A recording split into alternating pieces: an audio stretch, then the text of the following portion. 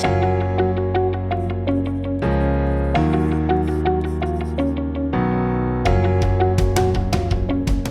this is Wayne Zell, and welcome to Blueprint for Wealth, your half hour or so of topics and guests that help you realize your personal dreams of wealth and freedom. And today I have a very special guest. He's a friend, he's a client, and he's also a reformed politician, and he's reforming the political environment. Neal Simon, welcome, Neal. Welcome to the podcast today.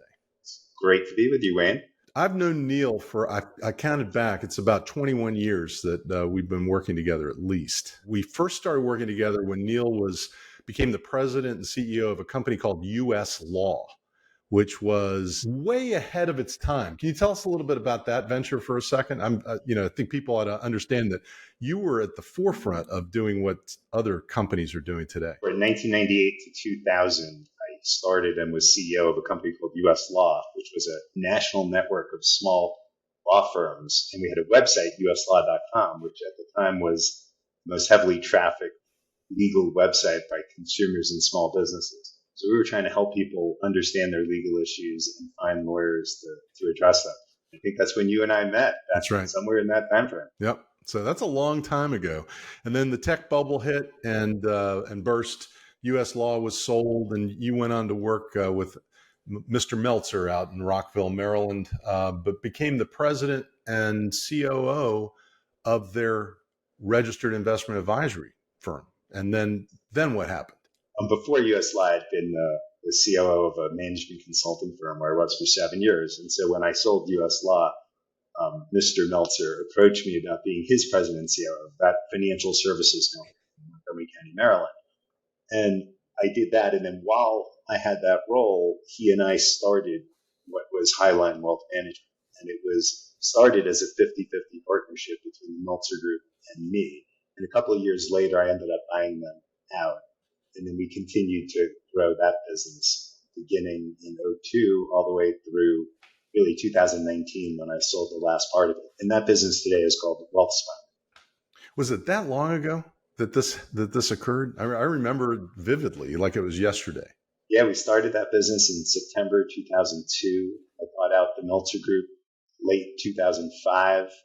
And I stepped aside as CEO in 2017 when I decided to run for office. And then we sold the last part of it in 2019. So that's a long history in a short sentence.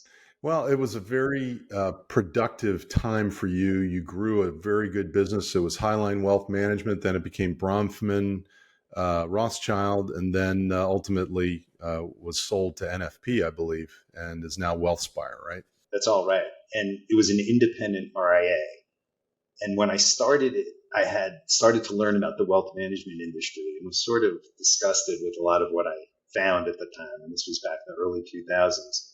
Just a lot of conflicts of interest, a lot of businesses where people managed money but didn't put their clients' interests first. And there was this new business model of independent RIAs. And so we decided to start one, and we're really fortunate to get some great clients early and hire some great teammates that filed the clients and just continued to get referrals, and business grew every year. I think, at the end of the first year, we're 70 million, 180 million the next year, then 290 the next year, and 400 after that. And then all the way up to 2019 when it was a $6.5 billion business that we sold. I remember when one of the first transactions where you started bringing in outside investments, you were still over $1 billion of assets under management. It was $1.5 billion, I think. And, it's amazing how this industry has grown and focused more on fiduciary duties and focused on resolving conflicts of interest. What did you see in the conflicts of interest that disturbed you, bothered you, and how did you correct that? Well, a couple of things. Number one, a lot of advisors, particularly at the wirehouses, would sell product to clients with lots of commissions, and the clients wouldn't necessarily understand that. And then you also had a lot of instances where they might be positioning themselves as being on the same side of the table and managing assets and collecting fees as a percentage of assets, but they were putting clients in products where their company would make extra money. And that was a conflict of interest. So if I work at Goldman Sachs and I'm managing your money and I put you in a Goldman Sachs fund, I'm now collecting fees very often in two different ways. And that's not as prevalent today. So the RIA industry has grown a ton. It went from a few percentage points of the market when I started my company to today, it's nearly 30%. And a lot of those conflicts are disappearing. They still exist in some places, but I don't think it's as bad as it was 20 years ago. And people are focused on the fact that, wealth managers, wealth advisors, financial advisors really should be acting in the client's best interest, not just what's suitable for the client, correct? Correct. I mean, in an ideal world, you've got aligned incentive structures where what the advisor is incentivized to do coincides perfectly with what's in the client's best interests. And I think we're evolving in that direction. We've still got some room to grow, but the industry, I think, has improved a lot. And I think, you've led the charge on that. Today, you're involved with a couple of registered investment advisory firms. Can you tell us about that? And can you tell us about your involvement with a private equity fund that may be acquiring some of these RIAs? Sure. So I continue to be a big believer in the independent RIA space and in their ability to serve clients really, really well. And so I'm on the board of two large RIAs. One is called Savant. They're based outside of Chicago. They have 25 offices around the country. They manage north of $20 billion. And the other is called Essential. And they're very big in Texas and Oklahoma, where they're one of the biggest RIAs down there. And that's partially owned by a big Texas bank. And those are just two examples of RIAs who continue to gain market share, continue to grow a lot.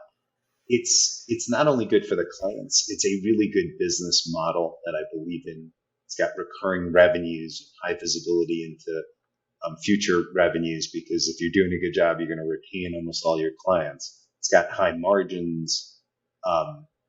You don't have to deal with receivables in that industry. So I really believe in it, and particularly in the well-managed funds. So I'm on those two boards. And then over the last few years, I've been approached by a bunch of private equity firms about partnering them, look at other deals in this space, because they, like me, understand the favorable economics in the space. And so I've partnered with this company called LLR, private equity firm in Philadelphia, that I've gotten to know over the last few years. Really solid people, really committed to this space, and we're looking at a bunch of deals around the country. Let's talk about that for a little bit. The model. I mean, in my book, I discussed various ways of exiting businesses. I've helped clients do that over the years, and that's what inspired me to write the book. And I've worked on sales to private equity firms. What are the pros and what are the cons from the seller's perspective in your mind? When you look at private equity deals, they come in a lot of shapes and sizes, right? Anything. My first private equity deal was in 2011, and I sold a few percent of my company. I think it was 7% to a private equity fund. Took in some capital. It enabled me to diversify my own personal wealth, make some chips off the table. And then I brought in a partner who was very incentivized to help me grow that business. And we formalized the board and formalized a lot of the management and governance structure. And that led to us meeting new clients, new advisors that we hired, and then ultimately even to another private equity firm that invested in our business. So, that's a small example at the beginning that led to some larger transactions later. There are other private equity transactions where people sell a controlling interest to the company, and in a way you kind of go to work for the private equity at that stage. But when the deals are done well, everybody is aligned. You own the same type of security. So everyone's rowing the oars in the same direction, trying to accomplish the same things. And a lot of these big private equity firms have great experience growing businesses, making them more profitable, exiting them later, creating wealth for the principals in the business. So I think it can work really well for the right type of leader. If somebody wants to have a business and really views it as a lifestyle business where they make good money and they don't want somebody looking over their shoulder and they aren't very ambitious about the growth of the business, it's probably not the right thing. But I was always very keen to continue to grow the business, to continue to create value for our employees or shareholders. And it worked out really well for me. Yeah, I mean, I work with various RIAs today. Some are, upwards of 40 billion, others, 14, $15 billion of assets under management. I helped one uh, get purchased by a family office back about 2 years ago, $7 billion transaction. And the thing that I've noticed is there's either a desire to remain in control of your destiny, sort of like what you're referring to as having a legacy that business, lifestyle business that you can continue to be involved in, but growing is paramount. You always have to grow as a business. And then there are those that just want to get out. And so I'm seeing a lot of those that want to get out selling to private equity. Private equity is helping them grow for 5 to 7 years. And then there's an ultimate exit to a big player. Some of these players are banks, which inherently have these conflicts of interest, don't they? I mean, that's one of the things that I worry about as a as an investor, in these firms. Am I going to be turned over to one of these massive banks that have had problems with conflicts of interest in selling products, et cetera, et cetera? What are your thoughts on that? There are some examples of RIAs being sold to banks, and I think you're right. It can create conflicts of interest, right? If advisors at that RIA are now all of a sudden being pressured to get their clients to take loans from that bank, even if the loans aren't on the best terms, or to keep their cash at that bank, even if they're not paying the highest interest rates, that can create conflicts of interest. I don't think that's been very prevalent. The biggest acquirer of RIAs have been the roll-ups, companies like Focus and Hightower, and Beacon Point, Savant, and others, and they aren't creating conflicts of interest. What's their end game? What is the end game of a company like Savant or Hightower? I know Hightower was originally trying to go public. What is the end game for these giant RIAs, although being independent? What's their exit strategy? Well, it's different for different companies. Savant, the company where I'm on the board, that has made a number of acquisitions around the country, they took in some private equity and sold a minority stake and took a bunch of cash off the table. And the plan is to own it and grow it for the long term and create a really valuable enterprise for all the shareholders. And there are several hundred shareholders. I don't know that much about Hightower, but I think that's more of a classic private equity bet play where they're trying to create wealth, take it public, sell it to somebody. I think it's more about the financials and less about building a really long-term business.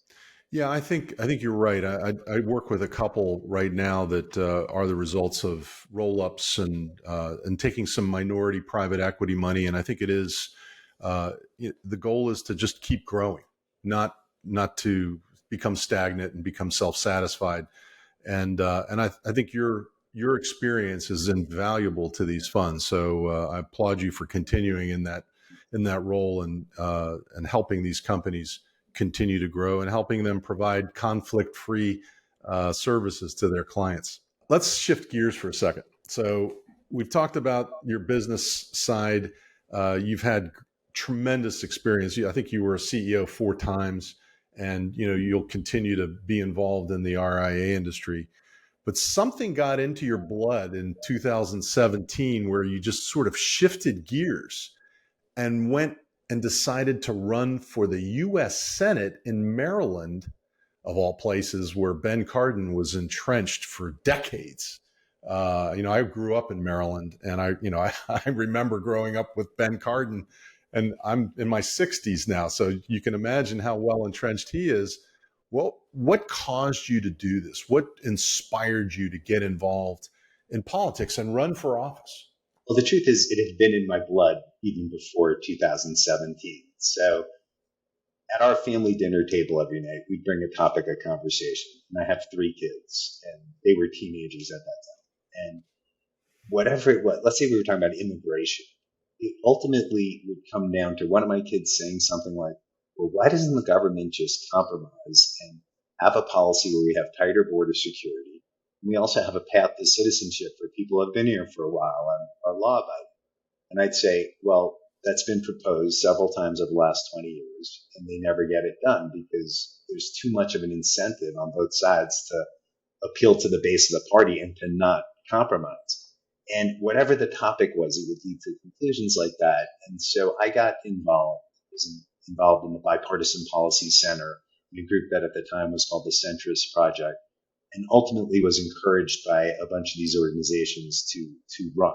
And I ran for U.S. Senate. I was one of 5 candidates around the country, backed by Unite America and No Labels and other groups that was trying to form a fulcrum of moderate independent senators in the U.S. Senate. So if you can imagine the U.S. Senate with 48 Republicans, 48 Democrats, and 4 moderate independents, the impact that you can have on this country is tremendous. So we tried it. We weren't successful, but I'm really proud of the campaign we ran. Very, very principled, putting America first. I still think most of this country is like, they're tired of the red versus blue war. They're tired of reading every day, one party demonizing the other and getting nothing done on the issues that we really care about. And they want something different. Today, 72% of Americans don't want Trump to run, and 73% of Americans don't want Biden to run.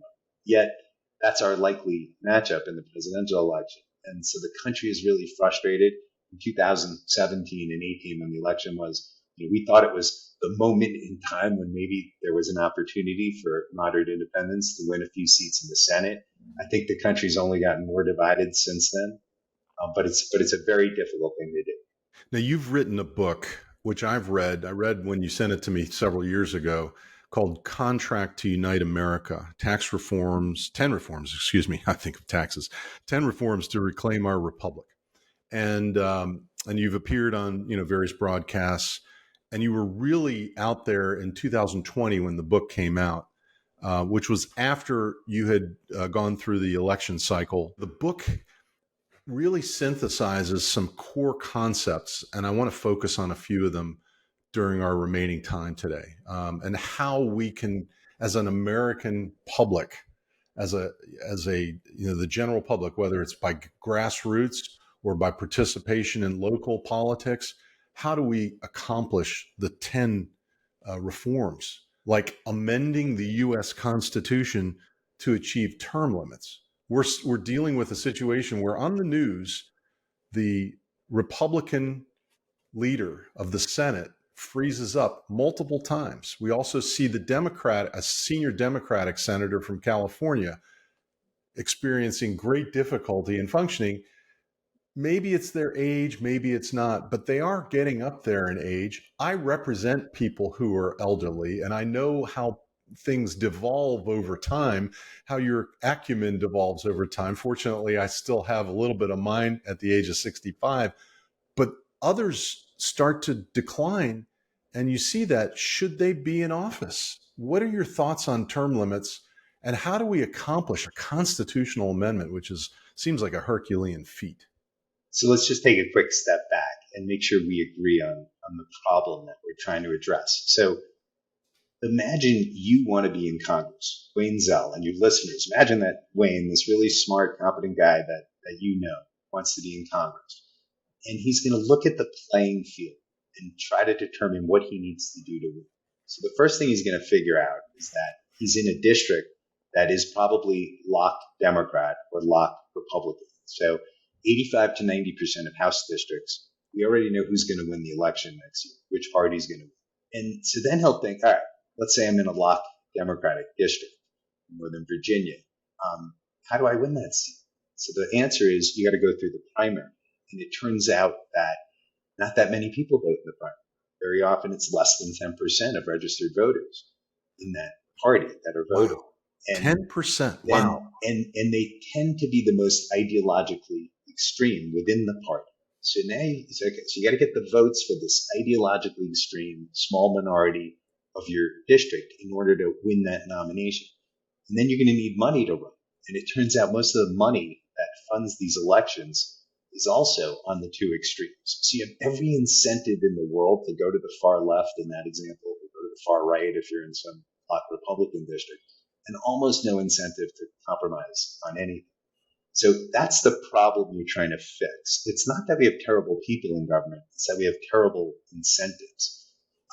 As far as term limits, most of the people who get into Congress, they like their job and they want to keep it. And it's amazing how many were for term limits before they're elected, and then once they're in there, they become opponents of term Accustomed to the limits. benefits. Yeah. Yeah. So term limits is a tough one. Of the 10 reforms in my book, there are only 2 that require a constitutional amendment. Term limits is one of them. In the early 90s, there was a movement around term limits, and a number of states, about a dozen states, enacted term limits on their federal representatives, meaning that the people in the U.S. House and the U.S. Senate could only be there for a limited number of terms. And then the Supreme Court ruled that it was unconstitutional for states to limit the amount of time that their representatives could serve in a federal representation. And so they, on a 5-4 vote, banned term limits. And so since then, we haven't had term limits. It's the most popular among the reforms in my book. It's 83% of Americans are in favor of term limits for all the reasons that you described. Sometimes I just ask people, would we be better off or worse off as a country if Mitch McConnell and Chuck Schumer had been out of the Senate 10 years ago? And Back in the day, in the early '90s, late '80s, I was doing lobbying. I was a tax lobbyist as well as a transactional lawyer, and so I did both. And I got to deal with the Congress that was in play at that time: Democrats, Republicans. I worked with Democrats and Republicans, and I got to see both sides of the fence and how they operated. It was very interesting. It wasn't very savory. That's why I stopped doing the lobbying stuff, but what I experienced was there was a willingness to compromise in those days, all the way back to the Tax Reform Act of 1986. Showdown at Gucci Gulch. It was horse trading, people, making sausage, making legislation. It wasn't pretty, but they were able to work together. Guys like Bob Packwood and Rostenkowski, who ended up, going to jail for violating election laws and, and other things. It still was a better time in politics in my mind. How do we get back to compromise as a society, as opposed to going down these rabbit holes where we're going, where the right wing Republicans are extremely vocal and letting quote unquote fake news drive the train, and the same thing on the side of the Democrats. We've got the left wing on the Democrats doing very similar things, both sides using dark money to finance their efforts. How do we get back to compromise? What is the formula? So in a way, we're getting exactly what the system is designed to produce right now. So there is no incentive to compromise right now. So if you believe that the way I do, then what you need to do is change that incentive structure. And it starts with electoral reforms. A few years ago in Alaska, we got past Final Four voting, which is they now have one big open primary. So no Republican primary, no Democratic primary. And out of that primary, the top 4 advance to the general election. And then in the general election, they use ranked choice voting instead of a first past the post voting system that we're used to in Virginia or Maryland, where I live. And what it does, it completely changes that incentive structure. So in the Alaska, first of all, this is true for their U.S. senators and their U.S. congressmen. But the example I'll give is in their state legislature, where the ruling coalition, the caucus that controls their state legislature, is bipartisan. It's moderate Republicans and moderate Democrats working together, excluding some of the extremists on both sides. And they have one of the most productive state legislatures anyway, because those people can get reelected without having to worry about the base of their party. They can get reelected by appealing to moderate Democrats, moderate Republicans, moderate independents, and they have a path to victory. That's how Lisa Murkowski was reelected, even though she voted to impeach Trump. And she still found a way as a Republican to get reelected in the U.S. Senate because she knew she would be one of the top 4, which she was. And then she ran in the general using ranked choice voting.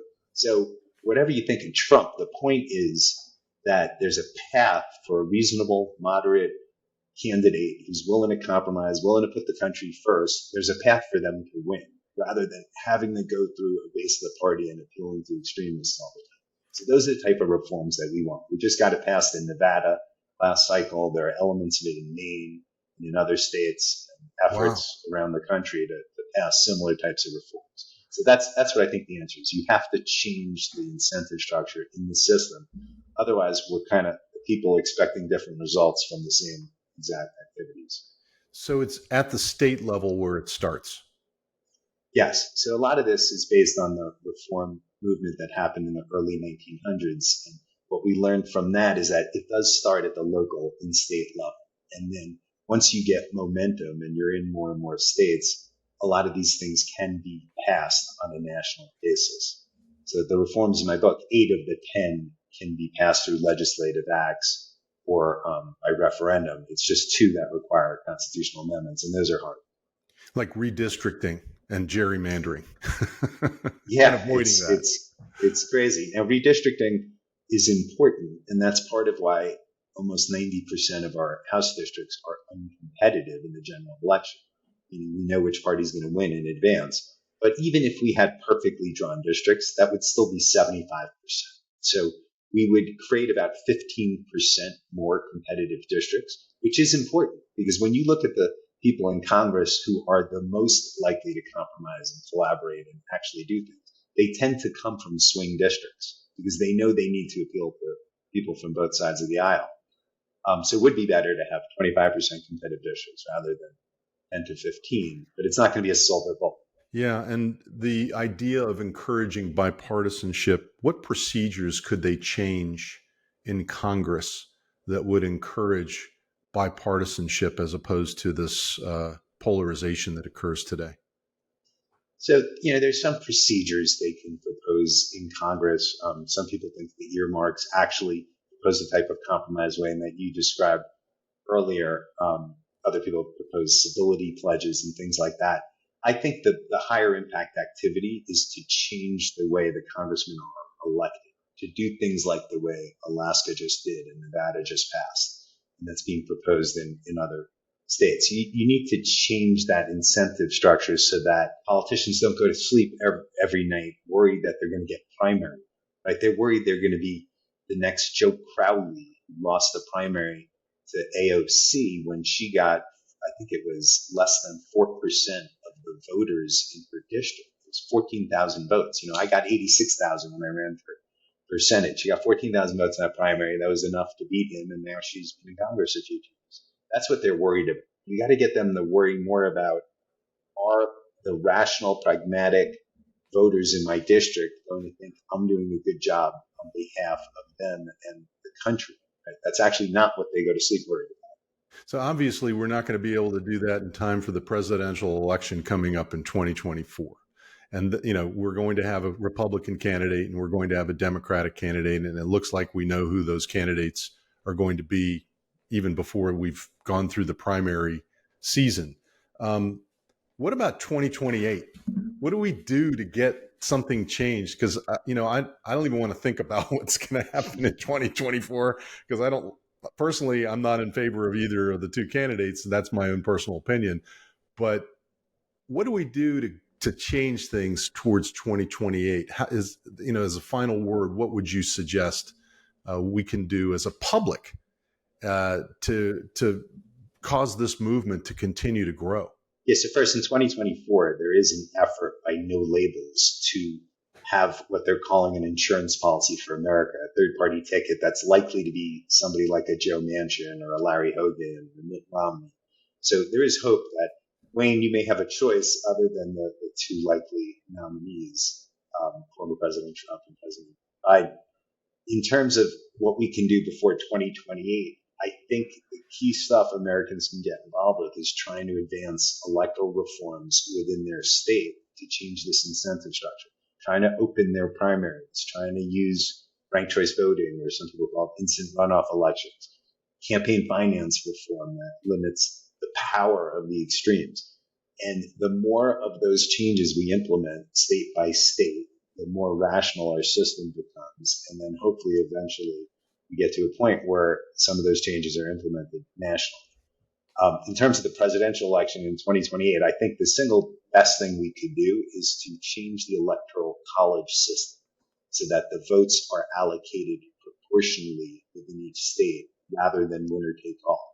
Right? You got to realize because almost every jurisdiction, other than 2, allocates the vote's winner take all. The presidential candidates have no reason to campaign in 40 out of the 50 states. There are only a few that are legitimately up for grabs. And then a very small number of voters within those small number of states end up with this disproportionate impact on the election. And I think that's part of what's broken in the system as well. Well, thank you. We've been talking with Neal Simon, who is a business genius and political savant. I mean, a man for all seasons, a Renaissance man that read his book. I really advise everyone to pick up a copy of the book. It's called Contract to Unite America, 10 Reforms to Reclaim Our Republic. It's brilliant. It has great ideas. Maybe not all of these reforms can be achieved, particularly the constitutional amendments, but maybe they can. But it starts at our level, and all of us should be interested in that, particularly if we are not leaning far to the left or far to the right. Most of us are in the middle. Most of us share, common goals and common objectives. So read Neal's book. Neal, thank you for being a special guest on Blueprint for Wealth today. Really appreciate it, Wayne. Always great to see you. It's good to see you too, and my best to your family.